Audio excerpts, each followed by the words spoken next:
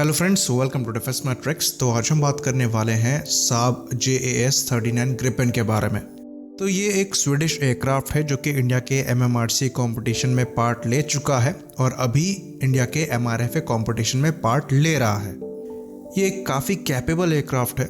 इसको आज हम काफ़ी डिटेल में जानेंगे और डिटेल में जानने का मतलब है कि हम हिस्ट्री की भी बात करेंगे, स्पेसिफिकेशंस की भी बात करेंगे, कैपेबिलिटी की भी बात करेंगे और आज के डिस्कशन के बाद तेजस की क्या वैल्यू है, तेजस से इंडिया ने क्या अचीव किया, ये हम क्लियरली समझ पाएंगे। साथ ही एयरक्राफ्ट को असेंबल और पेंट करके इंडिजिनस बोलने वाले लोगों को इंडिजिनस फाइटर क्या होता है इसका मतलब समझ में आएगा। तो ये एक स्वीडिश एयरक्राफ्ट है। इसको स्वीडिश गवर्नमेंट ने बैक किया है और साब द्वारा बनाया गया है। साब एक ऐसी कंपनी है जिसको प्रायर एक्सपीरियंस है डिज़ाइन और डेवलप करने का फाइटर्स को। तो साब द्वारा पहले साब 35 ड्रैकन और 37 वेगन जैसे एयरक्राफ्ट बनाए गए हैं जो कि काफ़ी पॉपुलर रहे हैं और उन्हें अपने समय से आगे का एयरक्राफ्ट बताया गया है क्योंकि काफ़ी इंटरेस्टिंग जो टेक्नोलॉजीज़ हैं उसको इंट्रोड्यूस किया गया है उन एयरक्राफ्ट के साथ।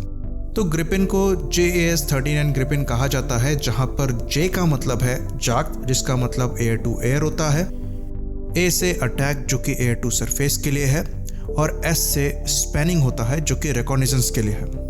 तो ये एयरक्राफ्ट एक मल्टी रोल फाइटर है जिसको ये 3 काम करने के लिए बनाया गया है। तो इस फाइटर को बनाने का जो मेन मकसद था वो ड्रैकन और वेगन को रिप्लेस करना था। तो इस फाइटर को बनाने में ये चीज़ दिमाग में रखी कि एक लाइट वेट फाइटर बनाना है जो कि कैपेबल हो स्वीडन के बास 90 जो कि इनका पब्लिक रोड कम रनवे सिस्टम है उस पर से ये आराम से ऑपरेट किया जा सके। साथ ही साथ इसे मेनली डिफेंसिव रोल के लिए बनाना था। तो ये मॉडर्न वेपन्स और एवियोनिक्स से लैस होना चाहिए। बाकी इसका मेंटेनेंस कॉस्ट और ऑपरेटिंग कॉस्ट भी कम हो, ये चीज़ भी दिमाग में रखनी थी। तो स्वीडन एक बहुत बड़ी कंट्री नहीं है, ना ही उनकी इकोनॉमी इतनी बड़ी है। तो ये जो फाइटर एयरक्राफ्ट के प्रोजेक्ट्स होते हैं ये काफ़ी एक्सपेंसिव होते हैं। स्वीडन के पास इसका पहला एक्सपीरियंस था साब 37 वेगन जैसे जो एयरक्राफ्ट हैं वो इन्होंने बना रखे थे। ऑल्दो वेगन कंपेरेटिवली दूसरे एयरक्राफ्ट के थोड़ा चीप था पर फिर भी स्वीडन के लिए वो काफ़ी महंगा प्रोजेक्ट था। तो ग्रिपेन के लिए अप्रूवल मिलना ये पहले एक बड़ा चैलेंज था। पार्लियामेंट में कई बार डिस्कशन हुआ और अल्टीमेटली इसको अप्रूव किया गया। तो 1979 में इसकी स्टडी चालू हुई। अल्टीमेटली जो उसका आउटकम आया उसके हिसाब से एक सिंगल इंजन एयरक्राफ्ट बनाना था जो कि light weight single seater fighter होने वाला था, जिसमें fly by wire control system होने वाले थे, कनाट्स होने वाले थे, एरोडायनामिकली अनस्टेबल डिज़ाइन होने वाला था ताकि ज़्यादा मनोरेबल हो। साथ ही जो इंजन चूज़ किया गया वो जनरल इलेक्ट्रिक का F404 इंजन था जो कि FA-18 हॉर्नेट में यूज़ होता था। इसी इंजन का एक वेरिएंट जो है वो LCA तेजस मार्क 1 में लगा हुआ है। तो इनको अप्रूवल मिली 1982 में, जिसके अंतर्गत इन्हें 30 एयरक्राफ्ट बनाने थे इंक्लूडिंग 5 प्रोटोटाइप। तो इन्होंने वेगन एयरक्राफ्ट को as a test bed use किया जिस पर इन्होंने फ्लाई बाय वायर सिस्टम्स वगैरह जो है वो टेस्ट किए। तो 1987 में जो ग्रिपेन है उसको रोल आउट किया गया, लेकिन उसकी जो फर्स्ट फ्लाइट है वो करीबन 18 महीनों के लिए टालनी पड़ी क्योंकि उसके फ्लाइट कंट्रोल सिस्टम के साथ कुछ परेशानियाँ थी। तो 1988 में इस एयरक्राफ्ट ने अपनी फर्स्ट फ्लाइट करी जो कि करीबन 51 मिनट्स की थी। उसके बाद जो दूसरी फ्लाइट हुई 1989 में, उसमें लैंडिंग के दौरान जो एयरक्राफ्ट है वो क्रैश कर गया था और ये क्रैश हुआ था इनके faulty fly by wire system की वजह से। पायलट की जान तो बच गई थी पर उनका जो एल्बो है वो टूट गया था।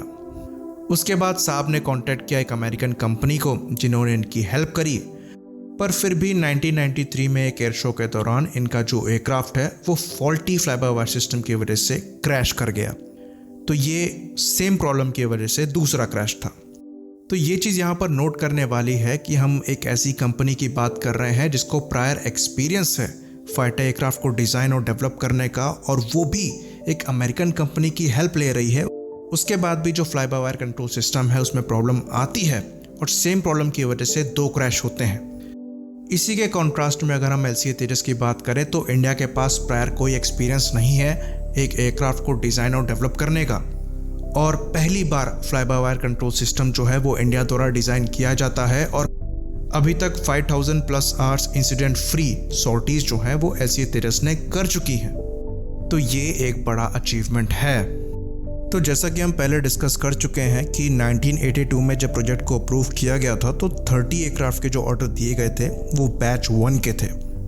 फिर 1992 में एक और ऑर्डर दिया गया करीबन 110 एयरक्राफ्ट का, जो कि बैच 2 के थे, जिसमें 96 जो हैं वो JAS 39A वेरिएंट थे और 14 जो हैं वो B वेरिएंट थे, यानी कि ट्विन सीटर थे।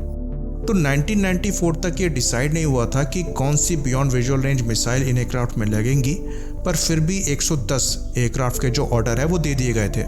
तो ये शो करता है कि स्वीडन की जो गवर्नमेंट है वो कितना इस प्रोजेक्ट को सपोर्ट कर रही थी। दूसरी तरफ ये भी हो सकता है क्योंकि उनके पास और कोई ऑप्शन नहीं था। बहरहाल आगे बढ़ते हैं।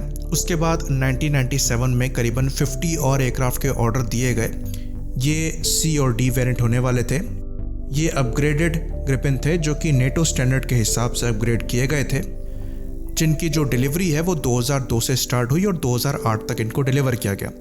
इन एयरक्राफ्ट में ऑनबोर्ड ऑक्सीजन जनरेटर, फिर एयर टू एयर रिफ्यूलिंग, साथ में कुछ एवियोनिक्स चेंजेस थे। इनको टर्बो ग्रिपिन भी कह दिया जाता था। तो अब इसके थोड़ा डिटेल में चले जाते हैं और एवियोनिक्स और मेन सेंसर्स को डिस्कस कर लेते हैं। तो एयरक्राफ्ट काफ़ी लाइट है और इसके जो डिज़ाइन है वो डेल्टा विंग कन्फिग्रेशन में है, साथ में कनार्ड्स भी दिए हुए हैं, जिसके वजह से इसकी जो लिफ्ट है वो काफ़ी अच्छी है, जो इसे इनेबल करता है शॉर्ट टेक ऑफ और बेटर हैंडलिंग कैपेबिलिटी के साथ लो स्पीड में। तो ये एयरक्राफ्ट 70 से 80 डिग्री एंगल ऑफ अटैक के साथ फ्लाई कर सकता है, जो कि काफ़ी इम्प्रेसिव है। साथ ही साथ इसकी मेंटेनेबिलिटी को कम रखने के लिए डिज़ाइन को मॉड्यूलर रखा गया है, जिसकी वजह से इसे कस्टमाइज भी किया जा सकता है यूज़र के हिसाब से। तो अगर ये एयरक्राफ्ट इंडिया को ऑफर किया जाता है तो इंडिया की रिक्वायरमेंट के हिसाब से इसमें मॉडिफिकेशन किए जा सकते हैं। तो इस एयरक्राफ्ट में सेंसर फ्यूजन को यूज़ किया गया है, यानी कि डिफरेंट एवियोनिक्स से जो इन्फॉर्मेशन आती है उसको मिलाकर एक रेलेवेंट इन्फॉर्मेशन डिस्प्ले करी जाती है। तो यहाँ पर इसको प्रोग्राम करना काफ़ी ज़्यादा आसान है, अपग्रेड करना काफ़ी ज़्यादा आसान है। साथ ही साथ इसमें डिफरेंट वेपन्स वगैरह को भी इंटीग्रेट करना आसान है। इसको एडा प्रोग्रामिंग लैंग्वेज में बनाया गया है। सेम लैंग्वेज LCA-13 के लिए भी यूज़ करी गई है। साथ ही साथ इस एयरक्राफ्ट में जो डेटा लिंक लगा है वो साब के हिसाब से दुनिया का सबसे ज़्यादा डेवलप्ड डेटा लिंक है। रडार की बात करें तो रडार जो है वो PSO-5 pulse Doppler expand radar है। तो ये रडार कैपेबल है 120 किलोमीटर के डिस्टेंस पर एयरक्राफ्ट को लोकेट करने में। साथ ही ये 70 किलोमीटर के डिस्टेंस पर शिप्स को आइडेंटिफाई करने में भी कैपेबल है। करीबन 156 किलोग्राम का रडार है, different air to surface modes के साथ आता है। एक कैपेबल सिस्टम है जो कि ऑटोमेटिक ट्रैकिंग वगैरह करने में सक्षम है। तो इसका एक Mark 4 वर्जन भी ये लेकर आ रहे हैं, जो कि एक नए मोड के साथ air to air detection lower altitude पे 100% इंक्रीज़ कर देगा और हायर एल्टीट्यूड पे करीबन 40% इंक्रीज़ करेगा। साथ ही साथ ये लो RCS वाले जो टारगेट्स हैं उनको भी आइडेंटिफाई करने में सक्षम होगा। साथ में इसकी एयर टू सरफेस कैपेबिलिटी भी काफ़ी ज़्यादा इम्प्रूव होगी। बाकी ये रडार कैपेबल होगा बियॉन्ड विजुअल रेंज में AIM-120C7 AMRAAM और मीटियोर जैसी मिसाइल को गाइडेंस प्रोवाइड कराने में। साथ ही साथ AIM-9X साइडविंडर को भी ये असिस्ट करने में सक्षम होगा। कॉकपिट की बात करें तो कॉकपिट में hands on throttle and control system दिया गया है, यानी कि HOTAS इनेबल किया गया है। साथ में जो इसका डिजिटल फाइबर वायर है वो ट्राइप्लेक्स डिजिटल फाइबर वायर है। ये बात आपको बता दें, LCA-13 में ये क्वाड्रपल्ड है। ग्रिपिन में थ्रोटल के लिए मैकेनिकल बैकअप भी दिया गया है। बाकी UFC पैनल में जो यूजुअल नेविगेशन कम्युनिकेशन कंट्रोल्स वगैरह होते हैं वो दिए गए हैं। बाकी इस एयरक्राफ्ट में 3 बड़े मल्टी फंक्शनल डिस्प्लेज हैं और जो हेड्सअप डिस्प्ले है वो वाइड एंगल्ड है। साथ में यहाँ पर हेलमेट माउंटेड डिस्प्ले सिस्टम को भी दिया गया है। तो यहाँ पर जो helmet mounted display system use किया जा रहा है ये साब और BAE द्वारा डेवलप किया हुआ कोबरा HMDS है, जो कि ब्रिटिश स्ट्राइकर HMDS पर बेस्ड है।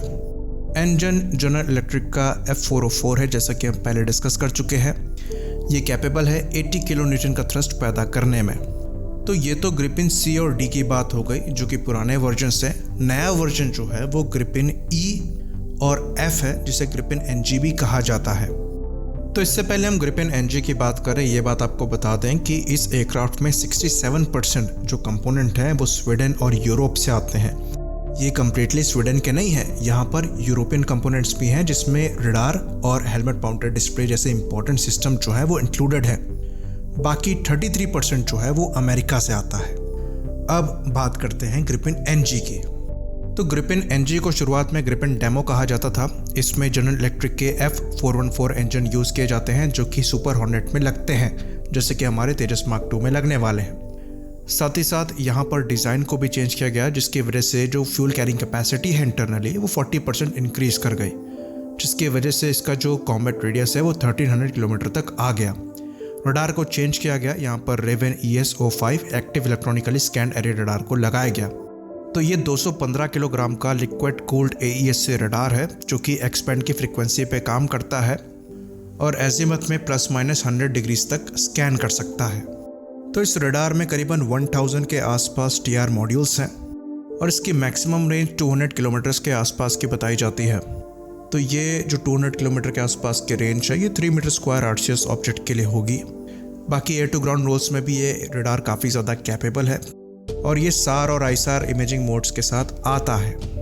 बाकी इस एयरक्राफ्ट में जो infrared search and track system लगा है उसे स्काईवर्ड GIRST कहते हैं। इसको भी सेलेक्स ES ने प्रोवाइड कराया है। मैक्सिमम रेंज इसकी 185 किलोमीटर के आसपास की बताई जाती है, जिसमें ये 200 के अराउंड टारगेट्स को ट्रैक कर सकता है। बाकी इलेक्ट्रॉनिक वॉरफेयर में ये अर्ली वार्निंग के लिए एलिसरा के पैसिव एयरबोर्न वार्निंग सिस्टम यानी कि PAWS-2 को यूज़ करता है, जिसको इजरायली कंपनी एल्बिट ने प्रोवाइड कराया है। तो ये एक मिसाइल अप्रोच वार्निंग सिस्टम है। ऑल्दो साब द्वारा खुद भी मिसाइल अप्रोच वार्निंग सिस्टम बनाया जाता है। मॉथ 300 जो है वो काफ़ी पॉपुलर है। इवन इंडिया के जो ध्रुव हेलीकॉप्टर्स हैं उनमें भी ये यूज़ किया जाता है, पर यहाँ पर ये एलिसरा से लिया गया है और ये IR सेंसर्स को यूज़ करता है मिसाइल और थ्रेट को डिटेक्ट करने के लिए।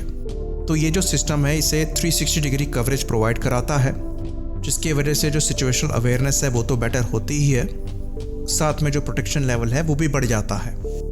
बाकी ग्राउंड टारगेट आइडेंटिफिकेशन और डेजिग्नेशन के लिए ये राफेल के ही लाइटनिंग 3 पोर्ट को यूज़ करता है, जो कि हमारे LCA तेजस Su-30 MKIs वगैरह में यूज़ किए जाते हैं। साथ में हेलमेट माउंटेड डिस्प्ले के तौर पर यहाँ पर टार्गो 2 को यूज़ किया जाता है, जो कि अगेन इजराइल प्रोवाइड कराता है। सेम हेलमेट हमारे रफाल में लगे हुए हैं। तो ये एयरक्राफ्ट कैपेबल है मैक 1.2 तक क्रूज़ करने में बिना अपने आफ्टर बर्नर को यूज़ किए हुए, यानी कि इसमें सुपर क्रूज़ की जो एबिलिटी है वो दी गई है। बाकी यहाँ पर न्यूमेटिक इजेक्टर रैक को यूज़ किया जाता है, जहाँ से ये मीटियोर जैसी मिसाइल को लॉन्च करता है। कॉकपिट की बात करें तो कॉकपिट में बड़े चेंजेस किए गए हैं। अब एक वाइड एरिया डिस्प्ले जो है उसको लगा दिया गया है, तो एक ही स्क्रीन है जिसमें सारी इन्फॉर्मेशन जो है वो दिखती है। सेंसर फ्यूजन पहले से ही था, उसको अब इम्प्रूव कर लिया गया है। साथ में जो डेटा लिंक है उसको और ज़्यादा स्ट्रॉन्ग कर लिया गया है। बाकी वेपन सिस्टम की बात करें तो इसमें एक 27 मिलीमीटर की कैनन लगी है, जो कि 120 राउंड्स को फायर करने में सक्षम है। बाकी इसमें 10 हार्ड पॉइंट्स दिए गए हैं, जिसमें ये 6500 किलोग्राम्स का पेलोड कैरी करने में सक्षम है। LCA तेजस की बात करें तो ये 5300 किलोग्राम ही है।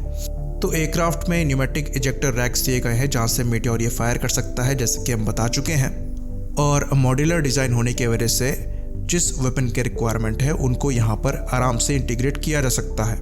तो इसका जो वेपन पैकेज है वो काफ़ी ज़्यादा वाइड है। यहाँ पर IRIS-T मिसाइल को फायर किया जा सकता है, मीटियोर को फायर किया जा सकता है, AIM-120, AMRAAM, मीका जैसी जो एडवांस मिसाइल्स हैं उनको भी इससे इंटीग्रेट किया जा सकता है। तो यूज़र के रिक्वायरमेंट पर है, उसे जो भी वेपन चाहिए वो बड़े आराम से इसमें इंटीग्रेट हो सकता है।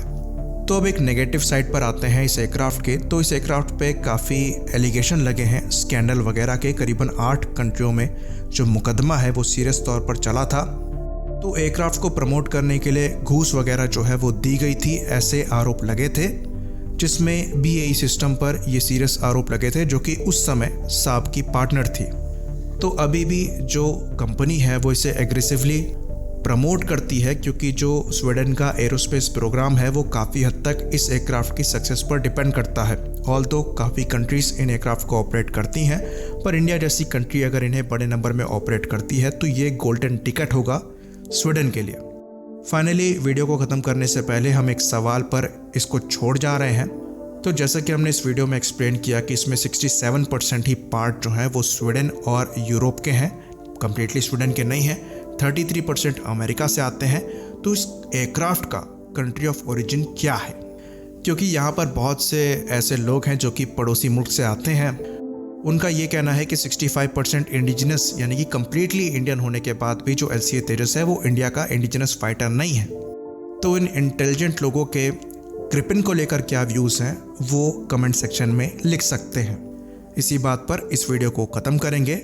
लाइक करिए, सब्सक्राइब करिए। जय हिंद।